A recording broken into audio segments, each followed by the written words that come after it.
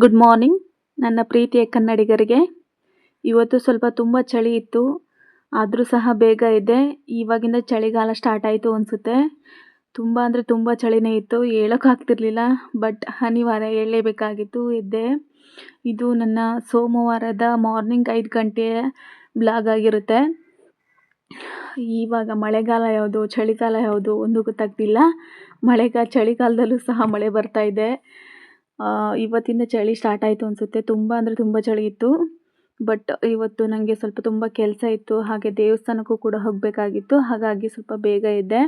ಇವತ್ತು ನನಗೆ special day. ಅದೇನು ಅಂತ ಹೇಳ್ತೀನಿ, ಕಂಪ್ಲೀಟಾಗಿ ವಿಡಿಯೋನ ನೋಡಿ ಗೊತ್ತಾಗುತ್ತೆ. ಹಾಗೆ ನಿಮ್ಮ ಹತ್ರ ಇನ್ನೊಂದು ವಿಷಯ ಕೇಳ್ಕೊಳ್ಳೋಕೆ ಇಷ್ಟಪಡ್ತೀನಿ. ನಾವು ಇಷ್ಟೊಂದು ಕಷ್ಟಪಟ್ಟು ವೀಡಿಯೋಸ್ ಎಲ್ಲ ಮಾಡ್ತೀವಿ, ಯಾರೂ ಕೂಡ ಸಪೋರ್ಟು ಮಾಡೋದಿಲ್ಲ, ಹಾಗೆ ಸಬ್ಸ್ಕ್ರೈಬು ಮಾಡ್ಕೊಳ್ಳೋದಿಲ್ಲ, ಹಾಗೆ ವಾಚು ಮಾಡೋದಿಲ್ಲ. ದಯವಿಟ್ಟು ಕನ್ನಡಿಗರಿಗೆ ಸಪೋರ್ಟ್ ಮಾಡಿ ಅಂತ ಕೇಳ್ಕೊಳ್ಳೋಕೆ ಇಷ್ಟಪಡ್ತೀನಿ. ಯಾರ್ಯಾರು ಎಂತೆಂಥವ್ರು ಹುಚ್ಚುಚ್ಚಾಗಿ ವೀಡಿಯೋ ಮಾಡ್ತಾರೆ ಅಥವಾ ಮಂಗನೇಸ ಮಾಡ್ಕೊಂಡು ಆ ಥರ ವೀಡಿಯೋಸ್ ಮಾಡ್ತಾರೆ, ಅಂಥವ್ರಿಗೆಲ್ಲ ಸಪೋರ್ಟ್ ಮಾಡ್ತೀರಾ. ಈ ಥರ ಕಷ್ಟಪಟ್ಟು ಏನೋ ಒಂದು ಸಂದೇಶ ಕೊಡೋಣ ಅಂತ ವೀಡಿಯೋ ಮಾಡಿದರೆ ಯಾರೂ ಕೂಡ ನೋಡೋದಿಲ್ಲ, ಹಾಗೆ ಸಪೋರ್ಟ್ ಕೂಡ ಮಾಡೋದಿಲ್ಲ. ನಾನು ನಿಮ್ಮ ಹತ್ರ ಕೇಳ್ಕೊಳ್ಳೋದು ಇಷ್ಟೇ, ದಯವಿಟ್ಟು ಕನ್ನಡಿಗರನ್ನ ಬೆಳೆಸಿ ಕನ್ನಡತನನ ಉಳಿಸಿ ಅಂತ ಕೇಳ್ಕೊಳ್ಳೋಕೆ ಇಷ್ಟಪಡ್ತೀನಿ. ಇದನ್ನು ಕೇವಲ ನನಗೆ ಸಪೋರ್ಟ್ ಮಾಡಲಿ ಅಂತ ಹೇಳ್ತಿರೋದಲ್ಲ. ನನ್ನ ಥರನೇ ತುಂಬ ಜನ ಹೊಸದಾಗಿ ಏನೋ ಸ್ಟಾರ್ಟ್ ಮಾಡಬೇಕು ಅಂದ್ಕೊಂಡು ಯೂಟ್ಯೂಬ್ ಚಾನಲ್ ಸ್ಟಾರ್ಟ್ ಮಾಡಿರ್ತಾರೆ, ಒಳ್ಳೊಳ್ಳೆ ವೀಡಿಯೋಸ್ ಎಲ್ಲ ಹಾಕ್ತಿರ್ತಾರೆ. ಅಂಥವ್ರಿಗೆ ಯಾರೂ ಸಬ್ಸ್ಕ್ರೈಬು ಮಾಡೋದಿಲ್ಲ, ಹಾಗೆ ಅವ್ರಿಗೆ ಯಾರೂ ಸಪೋರ್ಟ್ ಕೂಡ ಮಾಡೋದಿಲ್ಲ. ಅದಕ್ಕೋಸ್ಕರ ನಾನು ಹೇಳ್ತಿರೋದು ಇಷ್ಟೇ, ದಯವಿಟ್ಟು ಯಾರ್ಯಾರು ಕಷ್ಟಪಟ್ಟು ಈ ಥರ ವೀಡಿಯೋಸ್ ಮಾಡ್ತಿರ್ತಾರೆ, ಏನೋ ಒಂದು ಸಂದೇಶ ಕೊಡ್ತಿರ್ತಾರೆ, ಅಂಥವ್ರಿಗೆ ದಯವಿಟ್ಟು ಸಪೋರ್ಟ್ ಮಾಡಿ ಅಂತ ಕೇಳ್ಕೊತೀನಿ. ದಯವಿಟ್ಟು ಆದಷ್ಟು ಕನ್ನಡಿಗರನ್ನ ಬೆಳೆಸಿ ಅಂತ ಕೇಳ್ಕೊಳ್ಳೋಕೆ ಇಷ್ಟಪಡ್ತೀನಿ ಅಷ್ಟೇ. ಹಾಗೆಯೇ ನನ್ನ ವೀಡಿಯೋಸ್ ಯಾರ್ಯಾರೆಲ್ಲ ಈಗ ನೋಡ್ತಾ ಇದ್ದಾರಾ, ದಯವಿಟ್ಟು ಸಬ್ಸ್ಕ್ರೈಬ್ ಮಾಡ್ಕೊಳ್ಳಿ, ಹಾಗೆ ಕಂಪ್ಲೀಟಾಗಿ ವಾಚ್ ಮಾಡಿ ಅಂತ ಕೇಳ್ಕೊತೀನಿ. ನಾನು ಈ ವಿಡಿಯೋನ ಅಪ್ಲೋಡ್ ಮಾಡೋದು ಸ್ವಲ್ಪ ಲೇಟ್ ಆಯಿತು, ಯಾಕಂದರೆ ನಾನು ಎಲ್ಲ ಎಡಿಟಿಂಗ್ ಎಲ್ಲ ಮಾಡಿ ವಾಯ್ಸ್ ಓವರೆಲ್ಲ ಕಟ್ಟು ವಿಡಿಯೋ ಎಲ್ಲ ರೆಡಿ ಮಾಡಿದ್ದೆ. ಬಟ್ ನನ್ನ ಮೊಬೈಲಲ್ಲಿ ಸ್ಟೋರೇಜ್ ಫುಲ್ಲಾಗಿ ಆಟೋಮೆಟಿಕ್ಲಿ ವೀಡಿಯೋಸ್ ಎಲ್ಲ ಡಿಲೀಟ್ ಆಗಿಬಿಡ್ತು. ಹಾಗಾಗಿ ಮತ್ತೆ ರೀಸ್ಟೋರ್ ಮಾಡಿಕೊಂಡು ಮತ್ತೆ ಹೊಸದಾಗಿಂದ ಎಡಿಟಿಂಗ್ ಎಲ್ಲ ಮಾಡಿಬಿಟ್ಟು ಇವಾಗ ಅಪ್ಲೋಡ್ ಮಾಡಿದ್ದೀನಿ. ನಾನೀಗ ಅಂಗಳ ಎಲ್ಲ ಗುಡಿಸಿ ಹೊಸಲು ತೊಳೆದು ನೀರು ಹಾಕಿ ಹಾಗೆ ರಂಗೋಲಿ ಹಾಕ್ತಾ ಇದ್ದೀನಿ. ನಮ್ಮ ಮನೆ ಮುಂದ್ಗಡೆ ಒಲೆಗೆ ಅಂತ ಸ್ವಲ್ಪ ಅಡಿಕೆ ಸಿಪ್ಪೆ ಹಾಕ್ಸಿದ್ದೀವಿ. ಇಲ್ಲಿ ಕುತ್ಕೊಂಡು ಸ್ವಲ್ಪ ರಂಗೋಲಿ ಹಾಕೋದು ಸ್ವಲ್ಪ ಕಷ್ಟ ಆಯಿತು, ಆದರೂ ಕಷ್ಟಪಟ್ಟು ರಂಗೋಲಿ ಹಾಕಿದೆ. ಮತ್ತು ಕಮೆಂಟಲ್ಲೆಲ್ಲ ಕೇಳಬೇಡಿ ಏನದು ಮನೆ ಮುಂದೆ ಹಾಕಿರೋದು ಅಂತ, ಅದು ಅಡಿಕೆ ಸಿಪ್ಪೆ ಒಲೆಗಂತ ಹಾಕ್ಸಿರೋದು. ನನಗೆ ಸಾಮಾನ್ಯವಾಗಿ ರಂಗೋಲಿ ಹಾಕೋದು ಅಂದರೆ ತುಂಬ ಇಷ್ಟ. ಹಾಗಂತ ನಾನೇನು ಪ್ರಾಕ್ಟೀಸ್ ಮಾಡಿರೋದಿಲ್ಲ, ಆ ಕ್ಷಣಕ್ಕೆ ನನ್ನ ಮೈಂಡಲ್ಲಿ ಏನು ಬರುತ್ತೋ ಅದನ್ನೇ ಹಾಕಿಬಿಡ್ತೀನಿ. ಬಟ್ ಹಾಕಿದ ಮೇಲೆ ನನಗನ್ಸುತ್ತೆ ಪರವಾಗಿಲ್ಲ ಚೆನ್ನಾಗಾಗಿದೆ ಅಂತ. ನನಗೆ ಚೆನ್ನಾಗಾಗಿದೆ ಅನಿಸುತ್ತೆ, ಬಟ್ ಗೊತ್ತಿಲ್ಲ ಬೇರೆಯವ್ರಿಗೆ ಹೆಂಗೆ ಅನಿಸುತ್ತೆ ಅಂತ. ನನ್ನ ರಂಗೋಲಿ ಹೆಂಗಿದೆ ಅಂತ ದಯವಿಟ್ಟು ಕಮೆಂಟ್ ಮಾಡಿ. ನಾನು ಬೆಳಗ್ಗೆ ಎದ್ದಿರಬೇಕಾದ್ರೆ ಇನ್ನೂ ಯಾರೂ ಎದ್ದಿರೋದಿಲ್ಲ. ನಾನು ಅಂಗಳಗೆಲ್ಲ ಗುಡಿಸಿ ನೀರು ಹಾಕಿ ಹೊಸಲೆಲ್ಲ ತೊಳೆದು ರಂಗೋಲಿ ಹಾಕೋ ಟೈಮಲ್ಲಿ ಸ್ವಲ್ಪ ಬೆಳಕಾಗಿರುತ್ತೆ. ಆ ಟೈಮಲ್ಲಿ ನಾನು ರಂಗೋಲಿ ಹಾಕೋದನ್ನು ವಿಡಿಯೋ ಮಾಡ್ಕೋಬೇಕಾದ್ರೆ ಸ್ವಲ್ಪ ಜನ ಕೇಳ್ತಾರೆ, ಏನದು ಏನು ಮಾಡ್ತಿದ್ಯಾ ಅಂತ ಕೇಳ್ತಾರೆ. ಇನ್ನೂ ಸ್ವಲ್ಪ ಜನ ಇವತ್ತು ನಿಮ್ಮ ಮನೆಗೇನು ಟಿ ವಿ ನೈನರ್ ಬಂದಾರೇನೋ ಅಂತ ಕೇಳ್ತಾರೆ. ಬಟ್ ಆವಾಗ ಸ್ವಲ್ಪ ಮುಜುಗರ ಆಗುತ್ತೆ, ಬಟ್ ಏನು ಮಾಡೋಕ್ಕಾಗಲ್ಲ. ಸ್ವಲ್ಪ ದಿನ ನೋಡಿದರೆ ಅವ್ರಿಗೆ ರೂಢಿ ಆಗುತ್ತೆ ಅಂತ ಸುಮ್ಮನಾಗ್ತೀನಿ. ಒಂದು ಮಾತು ಹೇಳ್ತಾರಲ್ಲ, ದಿನ ಸಾಯೋರ್ಗಳವ್ರು ಯಾರು ಅಂತ, ಹಾಗೆ ಅದು ದಿನ ನೋಡಿದ ತಕ್ಷಣ ಅವ್ರಿಗೆ ರೂಢಿ ಆಗಿಬಿಡುತ್ತೆ. ನಾನು ರಂಗೋಲಿ ಹಾಕ್ತಾ ನನಗೆ ಒಂದು ವಿಷಯ ನೆನಪಾಯಿತು, ಅದನ್ನು ನಿಮ್ಮ ಹತ್ರ ಹಂಚ್ಕೋಬೇಕು ಅನ್ನಿಸ್ತು, ಅದಕ್ಕೋಸ್ಕರ ಹಂಚ್ಕೋತಾ ಇದ್ದೀನಿ. ಅದು ಏನು ಅಂದರೆ, ನಾನು ಮೊನ್ನೆ ಇನ್ಸ್ಟಾಗ್ರಾಮ್ನಲ್ಲಿ ಸ್ಕ್ರೋಲ್ ಮಾಡ್ತಿರ್ಬೇಕಾದ್ರೆ ಒಂದು ಕೋಟನ್ನು ಓದಿದೆ. ಅದು ನನಗೆ ಸಖತ್ ಇಷ್ಟ ಆಗಿಬಿಡ್ತು, ನಿಮಗೂ ಇಷ್ಟ ಆಗುತ್ತೆ ಅಂದ್ಕೊತೀನಿ. ಅದೇನು ಅಂದರೆ, ಅಪ್ಪ ಸಿಮೆಂಟ್ ಧೂಳಿನ ಕೆಲಸ ಮುಗಿಸಿ ಮನೆಗೆ ಬರುವಾಗ ತನ್ನ ಮುದ್ದು ಮಗಳ ಮುಖಕ್ಕೆ ಪೌಡರ್ ತಂದಿದ್ದ ಅಂತ. ಎಷ್ಟೊಂದು ಚೆನ್ನಾಗಿದೆಯಲ್ವ ಈ ಲೈನ್ಸು, ಹಾಗೆ ಎಷ್ಟೊಂದು ಅರ್ಥ ಇದೆ ಅಲ್ವ ಈ ಲೈನ್ಸಲ್ಲಿ. ತಂದೆ ತಾಯಿ ಪ್ರೀತಿ ಅಂದ್ರೇ ಹಾಗೆ ನಿಸ್ವಾರ್ಥ ಪ್ರೀತಿ, ಅದಕ್ಕೆ ಬೆಲೆನೇ ಕಟ್ಟೋಕ್ಕಾಗಲ್ಲ. ಅದರಲ್ಲೂ ತಂದೆ ಪ್ರೀತಿ ತುಂಬ ಅಗಾಧವಾದದ್ದು, ಅದನ್ನು ಕಳ್ಕೊಂಡವ್ರಿಗೆ ಗೊತ್ತು ಅದ್ರ ಬೆಲೆ ಏನು ಅಂತ. ತಾನೆಷ್ಟೇ ಕಷ್ಟಪಟ್ಟು ದುಡಿದ್ರೂ ಕೂಡ ತನ್ನ ಕುಟುಂಬ ಸಂತೋಷವಾಗಿರಲಿ ಅಂತ ಬಯಸೋದೇ ತಂದೆ. ನಾವೆಷ್ಟೋ ಸಲ ಚಿಕ್ಕ ವಿಷಯಕ್ಕೂ ಜಗಳ ಮಾಡೋದು, ಕೋಪ ಮಾಡ್ಕೊಳ್ಳೋದು ಮಾಡ್ತೀವಿ. ಬಟ್ ಇದ್ದಾಗ ಯಾರ ಬೆಲೆನೂ ಗೊತ್ತಾಗೋಲ್ಲ, ಹೋದ್ಮೇಲೆ ಅವ್ರ ಬೆಲೆ ಏನು ಅಂತ ಅರ್ಥ ಆಗೋದು. ಹಾಗಾಗಿ ಹೇಳ್ತಾ ಇದ್ದೀನಿ, ಇರುವಾಗಲೇ ಪ್ರೀತಿಸಿ ಹೋದ್ಮೇಲೆ ಪಶ್ಚಾತ್ತಾಪ ಪಟ್ಟು ಏನೂ ಪ್ರಯೋಜನ ಇಲ್ಲ. ಹಾಗಾಗಿ ತಂದೆ ತಾಯಿನ ಆದಷ್ಟು ಪ್ರೀತಿಸಿ, ಹಾಗೆ ಗೌರವಿಸಿ, ಹಾಗೆ ಚೆನ್ನಾಗಿ ನೋಡ್ಕೊಳ್ಳಿ ಅಂತ ಕೇಳ್ಕೊತೀನಿ. ಹಾಗೆಯೇ ಅದಕ್ಕೆ ಬಂದಿರೋ ಕಮೆಂಟ್ಸು ಒಂದಕ್ಕಿಂತ ಒಂದು ಚೆನ್ನಾಗಿತ್ತು. ಅದರಲ್ಲಿ ಒಂದು 2-3 ಅಂತೂ ನಂಗೆ ತುಂಬ ಇಷ್ಟ ಆಯಿತು, ಅದನ್ನು ಹೇಳ್ತೀನಿ ಕೇಳಿ. ಮಸಿ ತಿಕ್ಕಿ ಮನೆಗೆ ಬರುವಾಗ ತಾಯಿ ತನ್ನ ಮಗಳಿಗೆ ಕಾಡಿಗೆ ತಂದಳು. ಹಾಗೆಯೇ ಇನ್ನೊಂದು, ಗಂಡ ಮಳೆಯಲ್ಲಿ ಡೆಲಿವರಿ ಕೆಲಸ ಮುಗಿಸಿಕೊಂಡು ಮನೆಗೆ ಹೋಗುವಾಗ ಹೆಂಡತಿಗೆ ಹೊಸ ಛತ್ರಿ ತೆಗೆದುಕೊಂಡು ಹೋಗಿದ್ದ. ಹಾಗೆಯೇ ಇನ್ನೊಂದು ಕಮೆಂಟ್ಸ್ ಕೂಡ ತುಂಬ ಚೆನ್ನಾಗಿತ್ತು. ಏನು ಅಂದರೆ, ಡ್ಯೂಟಿಗೆ ಲೇಟಾಗಿ ಮ್ಯಾನೇಜರ್ ಬೈಗುಳದೊಂದಿಗೆ ಆಫೀಸ್ಗೆ ಕಾಲಿಟ್ಟವನಿಗೆ ಸಂಜೆ ಮನೆಯಲ್ಲಿ ತನ್ನ ಪುಟ್ಟ ಮಗಳು ಅಪ್ಪ ಬಂತೆಂದು ಚೀರಾಡಿ ನಗುನಗುತ್ತಾ ಸ್ವಾಗತಿಸಿದಳಂತೆ. ಎಷ್ಟೊಂದು ಚೆನ್ನಾಗಿದೆ ಅಲ್ವಾ ಈ ಕಮೆಂಟ್ಸು. ನನಗಂತೂ ತುಂಬ ಅಂದರೆ ತುಂಬ ಇಷ್ಟ ಆಯಿತು. ನಾನು ಸಾಮಾನ್ಯವಾಗಿ ಇನ್ಸ್ಟಾಗ್ರಾಮಲ್ಲೆಲ್ಲ ಈ ಥರ ಕೋಟ್ ಓದಬೇಕಾದ್ರೆ ಈ ಥರ ವಿಡಿಯೋಗಿಂತನೂ ಜಾಸ್ತಿಯಾಗಿ ಕಮೆಂಟ್ಸನ್ನೇ ಓದ್ತಿರ್ತೀನಿ. ಯಾಕಂದರೆ ವಿಡಿಯೋಗಿಂತನೂ ಜಾಸ್ತಿ ಕಮೆಂಟ್ಸ್ಗಳೇ ತುಂಬ ಚೆನ್ನಾಗಿರುತ್ತೆ. ಹಾಗೆಯೇ ನಾನು ಪ್ರತಿದಿನ ರಂಗೋಲಿ ಹಾಕಿ ಆದಮೇಲೆ ರಂಗೋಲಿ ಮೇಲ್ಗಡೆ ಅರಿಶಿನ ಕುಂಕುಮನ ಹಚ್ತೀನಿ. ಈ ಥರ ಅರಿಶಿನ ಕುಂಕುಮನ ಹಚ್ಚೋದ್ರಿಂದ ಮನೆ ಮೇಲ್ಗಡೆ ಯಾರು ಕೆಟ್ಟ ದೃಷ್ಟಿನೂ ಕೂಡ ಬೀಳೋದಿಲ್ಲ. ಹಾಗಾಗಿ ನಾನು ಪ್ರತಿದಿನ ರಂಗೋಲಿ ಹಾಕಿದ್ಮೇಲೆ ಅರಿಶಿನ ಕುಂಕುಮನ ಹಚ್ತೀನಿ. ಹಾಗೆಯೇ ನಮ್ಮ ಮನೆ ಮುಂದ್ಗಡೆ ತುಂಬ ದಾಸವಾಳದ ಹೂವೆಲ್ಲ ಬಿಡುತ್ತೆ. ದಾಸವಾಳದ ಹೂವನ್ನೆಲ್ಲ ಕೊಯ್ದು ಹೊಸ್ಲಿಗೆಲ್ಲ ಹೂ ಮುಡಿಸಿ ನಂತರ ಸಗಣಿ ಗುರ್ಚಿನ ಮಾಡಿ ಅದಕ್ಕೂ ಕೂಡ ಹೂ ಮುಡಿಸ್ತೀನಿ. ಆ ನಂತರ ಹಾಗೆ ತುಳಸಿ ಗಿಡಕ್ಕೂ ಹೂ ಮುಡಿಸ್ತಾ ಇದ್ದೀನಿ. ಇದಾದ್ಮೇಲೆ ಫೈನಲ್ ಔಟ್ಪುಟ್ ಈ ಥರ ಬಂದಿರುತ್ತೆ ನೋಡಿ.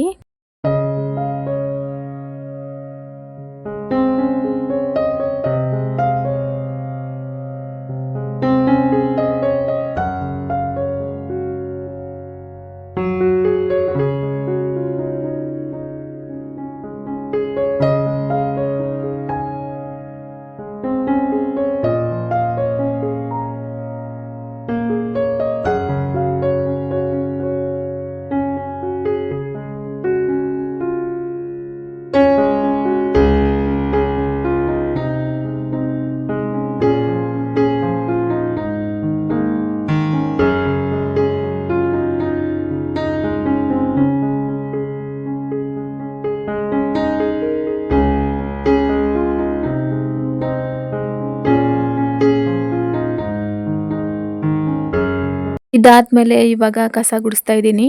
ನಾನು ಪ್ರತಿದಿನ ಕೆಲ್ಸಕ್ಕೆ ಹೋಗ್ಬೇಕಾದ್ರೂ ಇದೆಲ್ಲ ಕೆಲಸ ಮುಗಿಸ್ಬಿಟ್ಟೇನೆ ಕೆಲ್ಸಕ್ಕೆ ಹೋಗೋದು.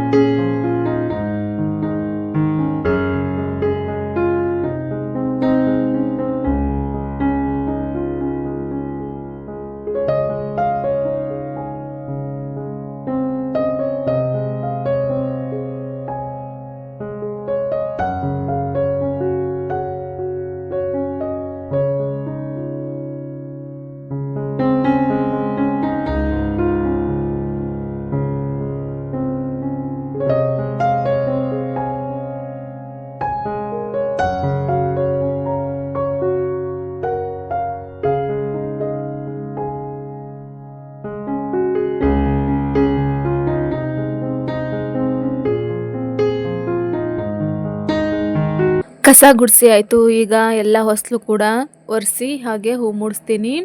ಪ್ರತಿದಿನ ಬೆಳಗ್ಗೆ ಎದ್ದಾಗಲೂ ಮುಂದ್ಗಡೆ ಬಾಗಿಲನ್ನು ತೆಗೆದು ಕಸ ಗುಡಿಸಿ ನೀರು ಹಾಕಬೇಕಂತೆ. ಆವಾಗ ಲಕ್ಷ್ಮೀದೇವಿ ಮನೆಗೆ ಬರ್ತಾಳೆ ಅಂತ ನಮ್ಮಮ್ಮ ಹೇಳುತ್ತೆ. ಯಾವುದೇ ಕಾರಣಕ್ಕೂ ಹಿಂದ್ಗಡೆ ಬಾಗಿಲನ್ನು ತೆಗಿಬಾರ್ದು ಫಸ್ಟ್ ಎದ್ದ ತಕ್ಷಣ. ಯಾಕಂದರೆ ಹಿಂದ್ಗಡೆ ಬಾಗಿಲು ತೆಗಿಯೋದ್ರಿಂದ ದರಿದ್ರ ಲಕ್ಷ್ಮಿ ಮನೆಗೆ ಬರ್ತಾಳಂತೆ. ಹಾಗಾಗಿ ನಾನು ಫಸ್ಟ್ ಎದ್ದ ತಕ್ಷಣವೇ ಮುಂದ್ಗಡೆ ಬಾಗಿಲನ್ನು ತೆಗೆದು ಕಸ ಎಲ್ಲ ಗುಡಿಸಿ ನೀರು ಹಾಕಿ ರಂಗೋಲಿ ಹಾಕಿ ಆದಮೇಲೆ ಹಿಂದ್ಗಡೆ ಬಾಗಿಲೆಲ್ಲ ತೆಗೆದು ಒಳಗಡೆ ಎಲ್ಲ ಕಸ ಗುಡಿಸಿ ಆಮೇಲೆ ಒಳಗಡೆ ಹೊಸಲೆಲ್ಲ ಒರೆಸಿ ಹೂ ಮೂಡಿಸ್ತೀನಿ. ಈಗ ಹೊಸಲೆಲ್ಲ ತೊಳೆದು ಹೂವೆಲ್ಲ ಮೂಡಿಸಾಯ್ತು. ಇವಾಗ ಪಾತ್ರೆ ತೊಳಿತಾ ಇದ್ದೀನಿ.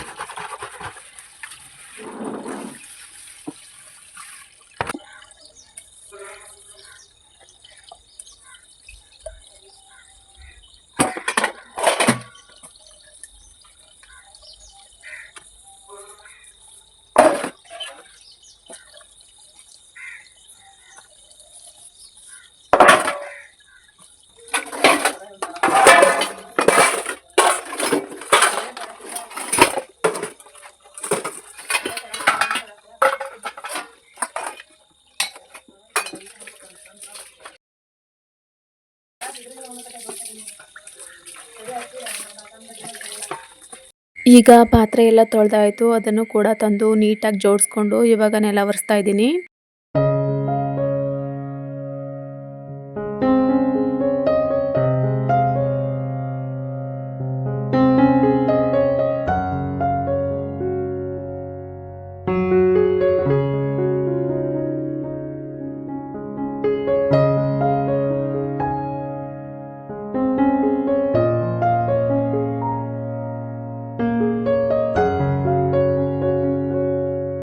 ನೆಲ ಎಲ್ಲ ಒರೆಸಾಯ್ತು. ಇವಾಗ ಸ್ನಾನ ಮುಗಿಸ್ಕೊಬಂದು ಪೂಜೆ ಮಾಡ್ತಾ ಇದ್ದೀನಿ.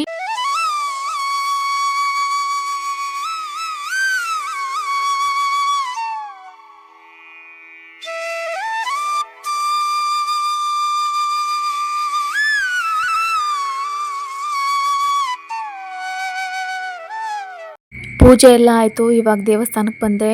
ನಾನು ಇವತ್ತು ಯಾಕೆ ದೇವಸ್ಥಾನಕ್ಕೆ ಬಂದೆ ಅಂದರೆ, ಇವತ್ತು ನನ್ನ ಹುಟ್ಟಿದಿನ, ಅಂದರೆ ಇವತ್ತು ನನ್ನ ಬರ್ತಡೇ. ಹಾಗಾಗಿ ದೇವಸ್ಥಾನಕ್ಕೆ ಬಂದೆ. ನಾನು ಇವತ್ತು ಬಂದಿರೋ ದೇವಸ್ಥಾನ ಯಾವುದು ಅಂದರೆ, ಒಂದು ಐತಿಹಾಸಿಕ ಪ್ರಸಿದ್ಧ ಕೈಟ ಭೈರೇಶ್ವರ ದೇವಸ್ಥಾನ, ಕೋಟಿಪುರ. ಇದು ನಮ್ಮೂರ ಹತ್ರನೇ ಇರೋದು. ಈ ದೇವಸ್ಥಾನನ ಯಾರಾದರೂ ನೋಡಿದ್ದೀರಾ? ದಯವಿಟ್ಟು ಕಮೆಂಟ್ ಮಾಡಿ ತಿಳಿಸಿ.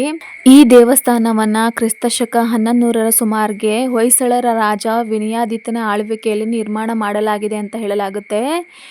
ಇದರ ಪ್ರತಿಯೊಂದು ಕಂಬದಲ್ಲೂ ಸಹ ನಮ್ಮ ಪ್ರತಿಬಿಂಬ ಕಾಣಿಸುತ್ತೆ. ಇದು ಕಂಪ್ಲೀಟ್ ಆಗಿ ಬಳಪದ ಕಲ್ಲಿನಿಂದ ನಿರ್ಮಾಣ ಮಾಡಿದ್ದಾರೆ ಈ ದೇವಸ್ಥಾನನ. ಹಾಗೇನೆ ಈ ದೇವಸ್ಥಾನವು ಚಾಲುಕ್ಯ ವಾಸ್ತುಶಿಲ್ಪ ಶೈಲಿಯನ್ನು ಹೊಂದಿದ ಭಾರತೀಯ ಪುರಾತತ್ವ ದೇವಾಲಯವಾಗಿದೆ.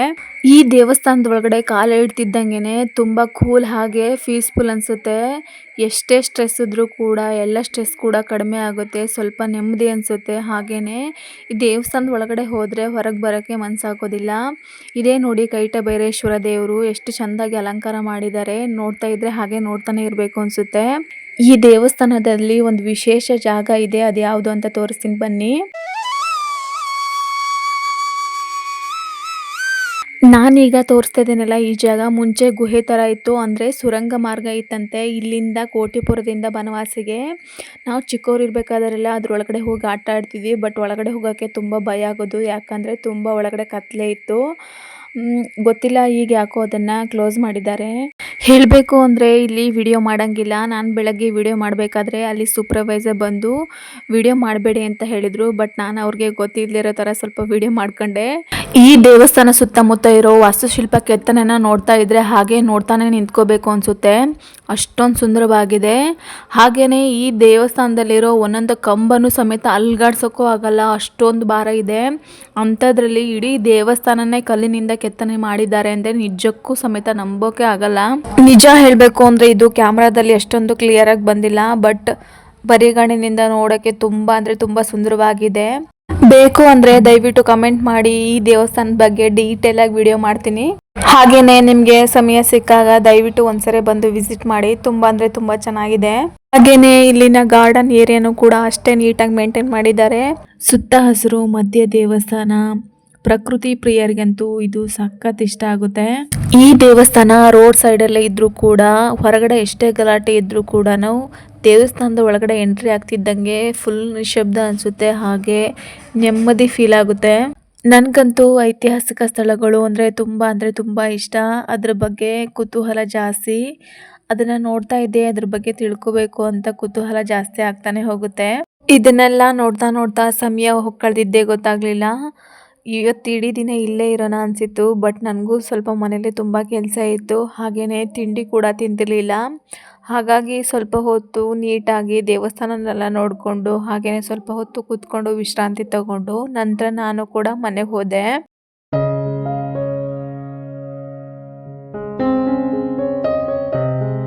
ಈಗ ಮನೆಗೆ ಬಂದು ದೇವ್ರಿಗೆ ಕೈ ಮುಗಿದು ತಿಂಡಿ ತಿಂತಾ ಇದ್ದೀನಿ.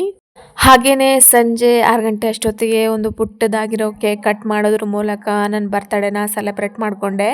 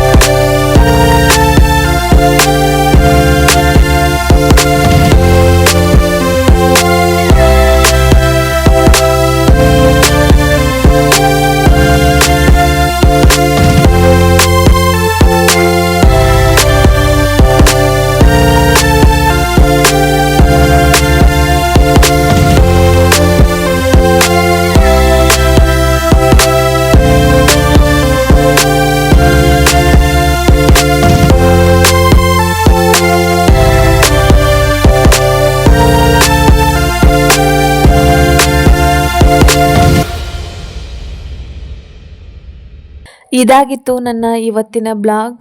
ದಯವಿಟ್ಟು ಯಾರಿಗೆಲ್ಲ ನನ್ನ ಈ ವಿಡಿಯೋ ಇಷ್ಟ ಆಯಿತು ದಯವಿಟ್ಟು ಸಬ್ಸ್ಕ್ರೈಬ್ ಮಾಡ್ಕೊಳ್ಳಿ, ಹಾಗೆ ಕಂಪ್ಲೀಟಾಗಿ ವಾಚ್ ಮಾಡಿ, ಹಾಗೆಯೇ ಸಪೋರ್ಟ್ ಮಾಡಿ ಅಂತ ಕೇಳ್ಕೊತೀನಿ. ಧನ್ಯವಾದ.